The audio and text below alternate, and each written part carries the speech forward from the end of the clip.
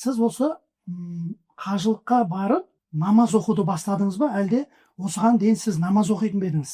Ең бірінші мен есімде мешітке алып барған мені өнер ұрандары театрындағы Ануар дейтін актер. Ең бірінші жұма намазына алып барған. Мен айтқан жұманың ортасында бүкіл күнәларың кешіріледі дейді. Соны естіп алғансың да, сөйтіп мені ең бірінші жұма намазына алып барып, мына жұмаға дейін ұрасың. Келесі жұмаға жеткеннен кейін жайлап сүмірет мешітке барып тұрасың. Сол кездерде ертеректе бастағанбыз намаз. Бірақ неге жарияламадым? Себебі мен енді шыны керек, мына жерде елден жасыратын не керек, мен андайлардың қатарында болдым, қалай десек болады. Намаз оқып жүріп, жаман сөз айтып қалады. Намаз оқып жүріп, темекі шегеді.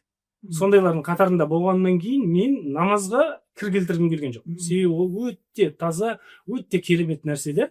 Сол себептен мен Аллахқа және Алланың дініне кір келтіргім келместен солда нәрселерден қашқақтап жүрдім.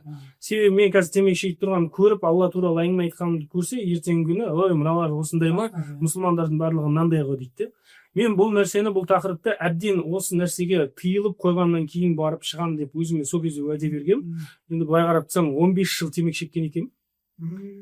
Бір күнде қойып кеттім. Бір күнде қойып, Алланың қалауымен 1 жыл болды. Аллаға шүкір, бір күнде бәрін тыйылып, бәрін тастап болды, мен енді істемеймін.